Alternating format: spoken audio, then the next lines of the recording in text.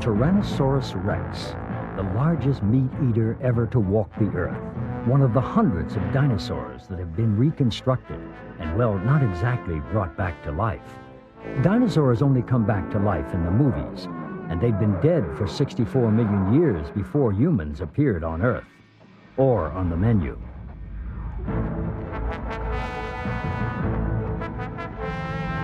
If anything, it's been the human imagination that's fed on dinosaurs, with taste ranging from green and comic to the global and serious game of paleontology. Since the first dinosaur fossils were identified almost 200 years ago, it's been science that's fueled science fiction. The evidence unearthed by paleontology, the study of fossils and ancient life forms, has given new life to the dinosaur and set them roaming across the landscapes of our imagination.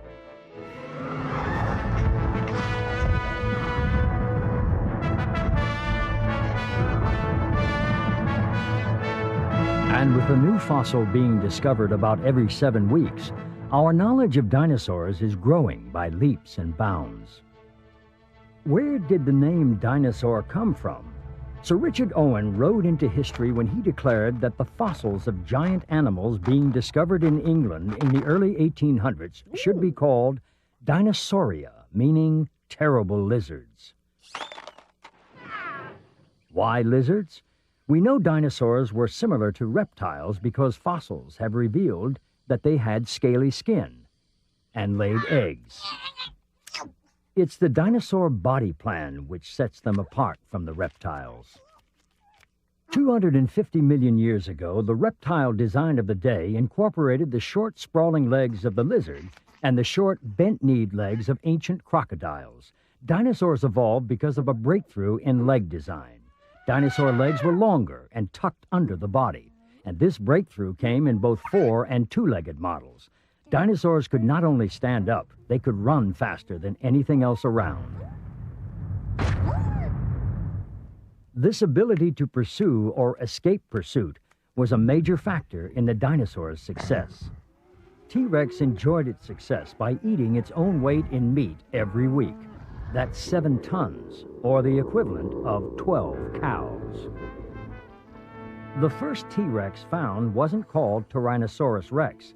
When Barnum Brown, known as Mr. Bones because he found so many dinosaurs, dug up the first T-Rex in 1900, he identified it as a large meat eater and called it Dinosaurus imperiosus. But Dinosaurus imperiosus, an overnight sensation in the world of paleontology, would soon change its name to something more befitting the largest meat eater ever to kill for a living. Tyrannosaurus rex, literally Tyrant Lizard King.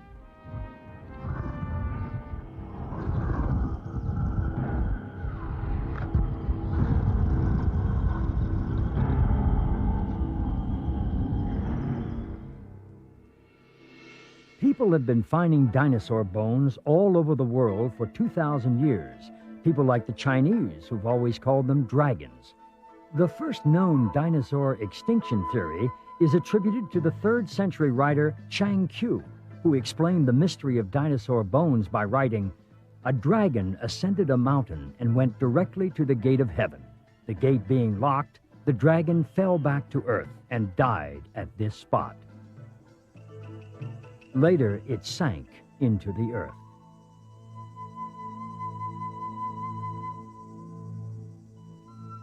Although we may never be able to completely answer the why of dinosaur extinction, we do know the when.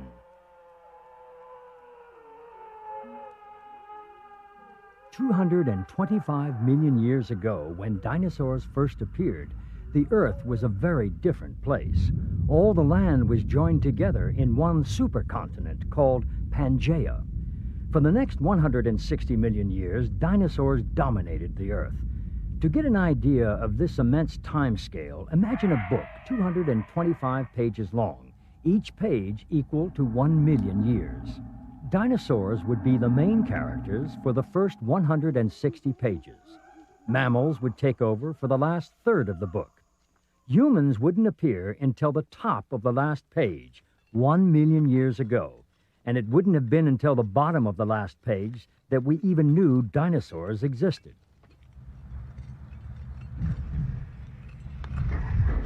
When the second T-Rex was found in 1902, a large foreleg found nearby was believed to belong to it. It wasn't until 88 years later in 1990, when the 10th T-Rex was excavated, that paleontologists realized Mr. Bones got it wrong. It wasn't the first mistake made in piecing together a dinosaur. And it won't be the last. When the freshest evidence to be found has been dead for 65 million years, it's no wonder paleontology has a long tradition of getting things wrong.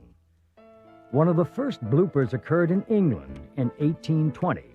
Dr. Gideon Mantell found some fossilized teeth and excavated Iguanodon, named after the modern-day iguana. Iguanodon might be considered the beginning of dinomania. It was such a hit with the English public that a full-scale model was built in Crystal Palace Park. Before the model was finished, a dinner party was held inside it for 20 people. The diners are long gone, but the Iguanodon model is still there, a monument to the pitfalls of paleontology. What Mantell assumed to be a nose horn turned out to be a thumb spike on the Iguanodon's multi-purpose hand. What still remains a mystery is where, broken and buried under New York's Central Park, are two similar statues. Maybe someday they'll be found by an urban paleontologist. But Mantell's Iguanodon is just one example from over 1,000 dinosaur finds scattered across all the continents, a tiny fraction of the billions of dinosaurs that must have lived during the 160 million year period known as the Mesozoic era. What was it like then? At the beginning of the Mesozoic era, called the Triassic period, when dinosaurs first evolved, low shrubbery fern-like plants dominated the landscape. Next came the Jurassic period, when huge coniferous forests and groves of cycads supported the heyday of the plant-eating dinosaurs. Then came the Cretaceous period, when the western part of North America was covered with extensive rivers, deltas, swamps, and marshes, when large herds of grazing dinosaurs were hunted by a smaller number of meat-eaters. Flowering plants had just begun to appear. And the air was thick with T-Rex breath. Although no one claims that T-Rex could kill with its breath, some believe the bacteria level was so high in its mouth that T-Rex had only to deliver one septic bite, then wait until its prey was brought down by the ensuing infection. Not so far-fetched when you consider the Komodo dragon, the largest living lizard, which uses such a septic bite when hunting.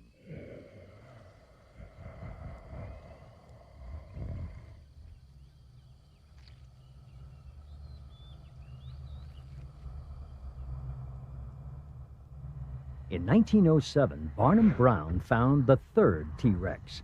With 8-inch teeth and a 4-foot-long skull, it was the most complete T-Rex to date, and would remain the largest found for the next 60 years.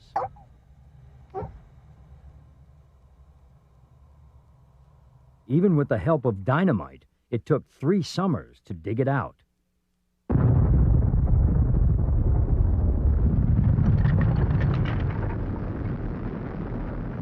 Today, excavation is a much more painstaking and exact science.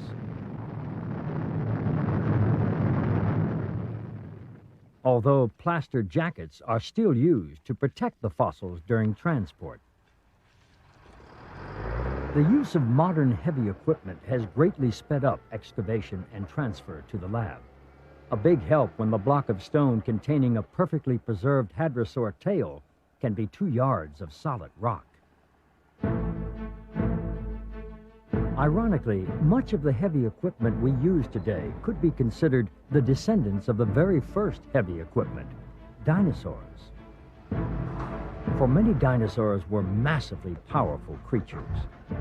The first front loaders were the theropods, big meat-eating dinosaurs who used their powerful necks and huge jaws to rip giant chunks of meat off a kill. Modern machinery has similar claws to rip through the earth. The first cranes were the sauropods, big plant-eating dinosaurs that used their long necks to go where no herbivore had ever gone, to the tops of trees.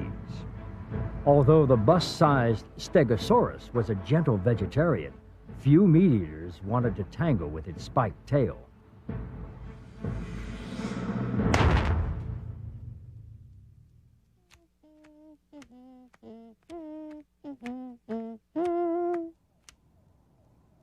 Tails were used for much more than defense. Long-necked dinosaurs were counterbalanced like today's suspension bridges, with long tails balancing their equally long necks. The longest dinosaur neck found to date measures 33 feet.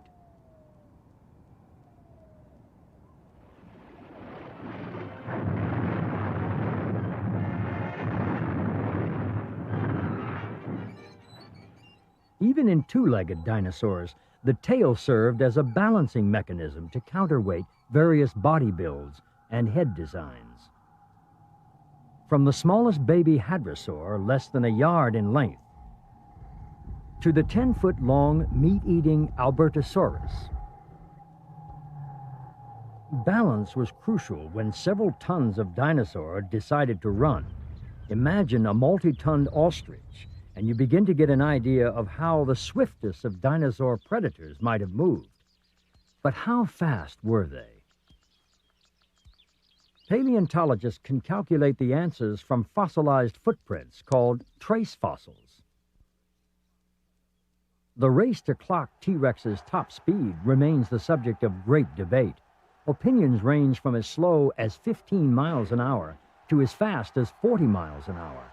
It's certainly safe to say that a man would be lucky to finish the race.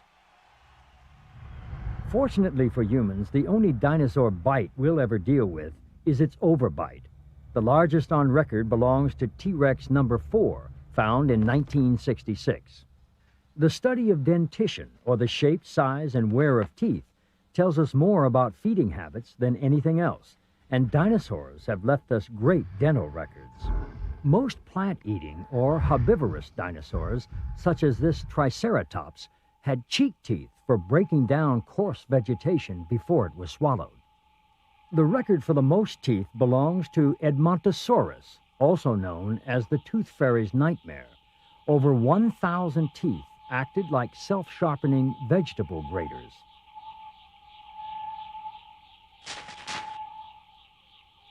The largest herbivores, such as Diplodocus and Brachiosaurus, had peg-shaped teeth, much like a horse, which they used like rakes to strip leaves and needles off trees.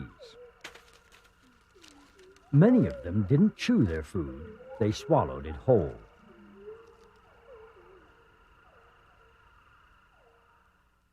And what about the meat-eaters who fed on these herbivores?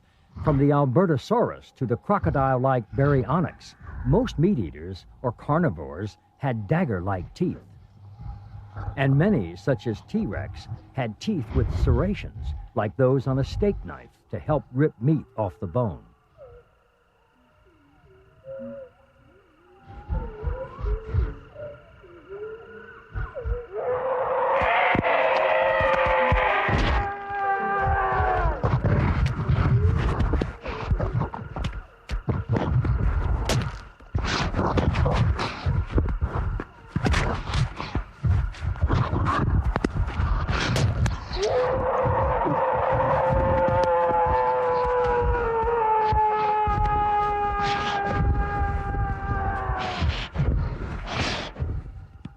But T-Rex's bark might have been worse than his bite. Were the biggest carnivores to walk the earth killers, or just scavengers? The best evidence that they hunted live prey is in fossilized footprints of one large theropod stalking a sauropod herd. This kind of evidence also supports the theory that large herds of grazing dinosaurs were hunted by a smaller number of predators, making the Mesozoic scene not unlike the African savanna of today.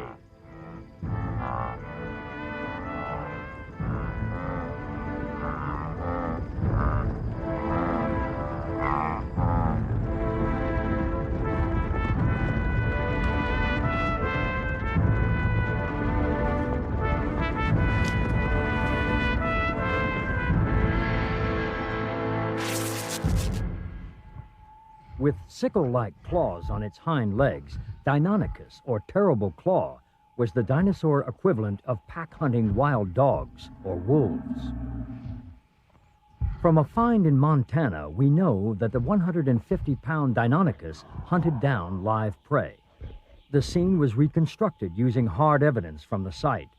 A Deinonychus pack brought down a Tyrannosaurus, but not without paying a price.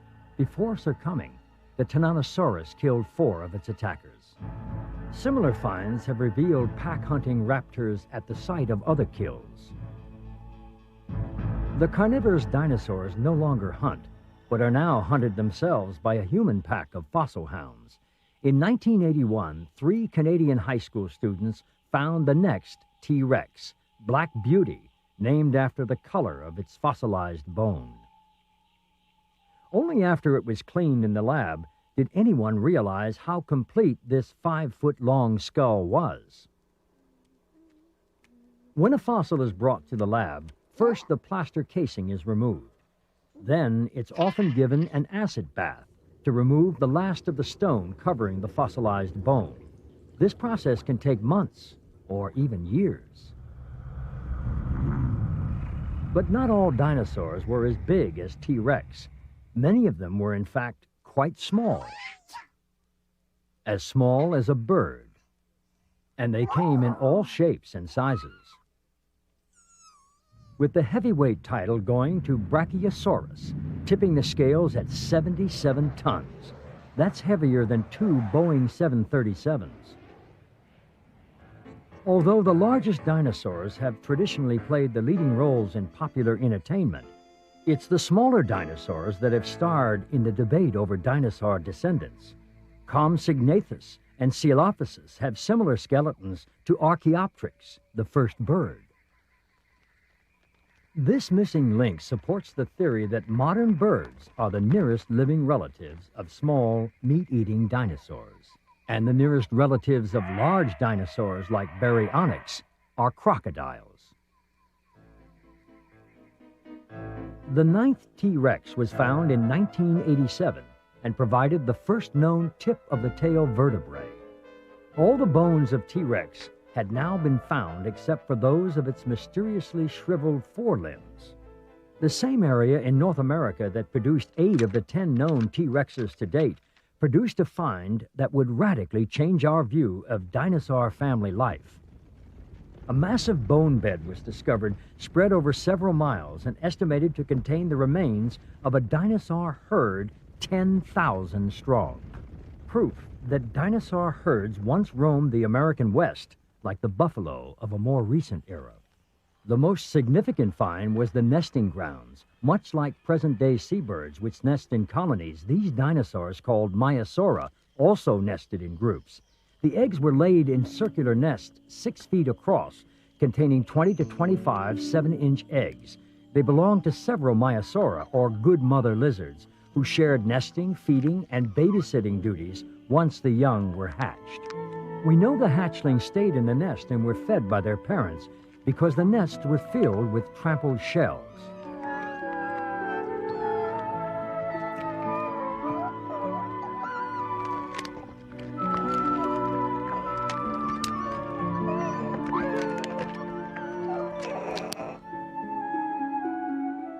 Sometimes dinosaur eggs provided food for others.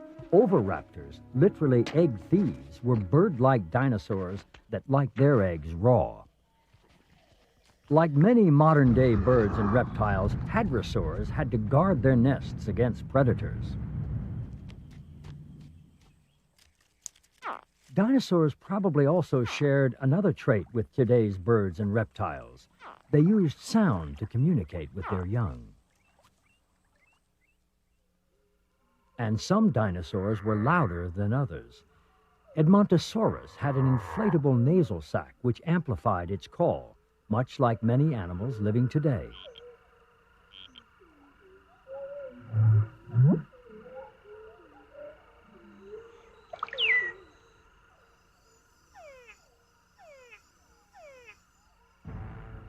Dinosaur headgear was also used for a less harmonious activity. Headbutting was probably the most popular way of resolving differences over territory or potential mates. This tradition is still alive and well in many animals today. In fact, it's now believed that Triceratops, with its 3 horns and massive frill, saw more action going head-to-head with other Triceratops than it did in the popular image of a one-on-one with T-Rex. Another long-held belief was shattered when the 10th T-Rex was excavated by John Horner in 1990. His fossil, 90% complete, was the first to produce a complete forelimb. The notion that T-Rex had 3 fingers, accepted since 1902, was false. T-Rex only had 2.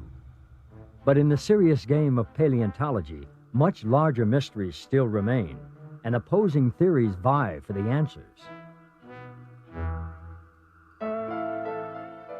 Were dinosaurs cold-blooded like reptiles, or warm-blooded like birds? It's the kind of question paleontologists love to argue long into the night. Those who contend dinosaurs were warm-blooded point to fossils found as far north as Alaska and northern Canada. They say dinosaurs must have been warm-blooded because cold-blooded animals, at the mercy of external temperatures, couldn't have lived in such cold.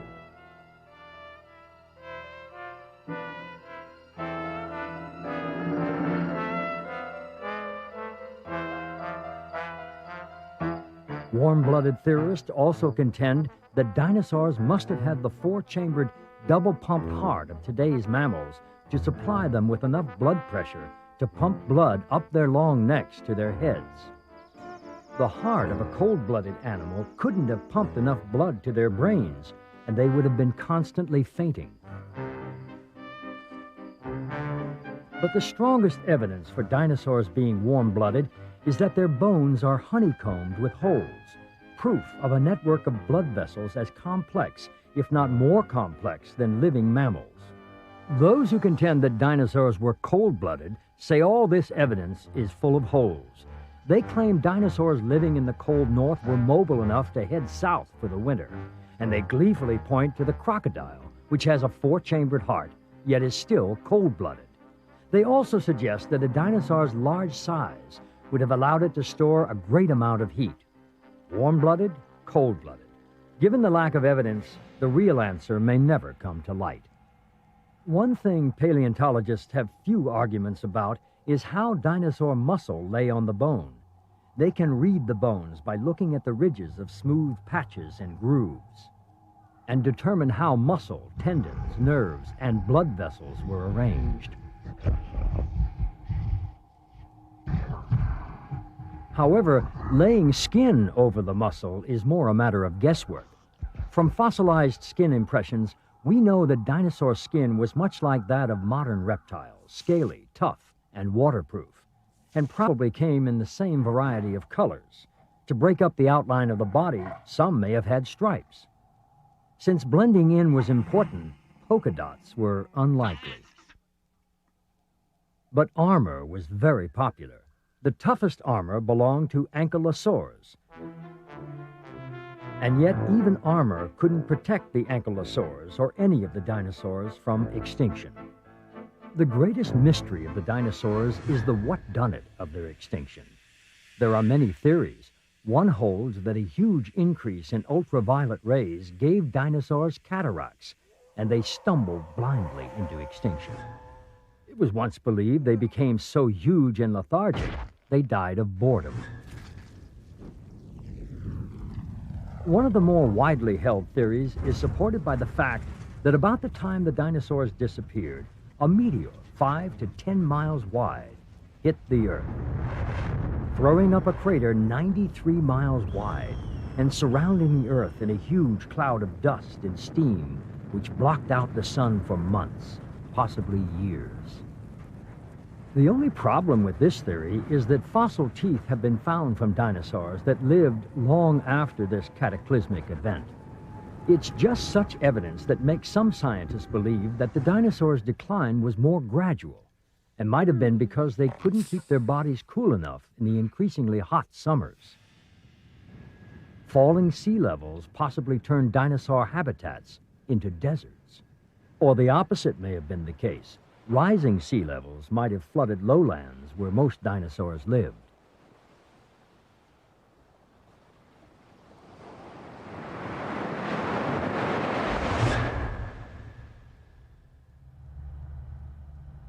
Of one thing we are certain. After 160 million years of dominating the Earth, the dinosaurs did die out.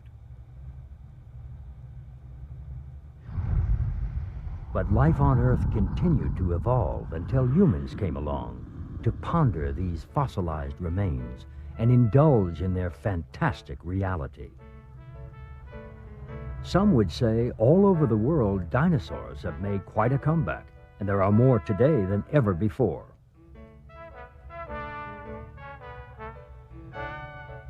Although they are far from real, perhaps they are the children born of our fertile imaginations, and the hard evidence of dinosaurs mere shadows in the stone.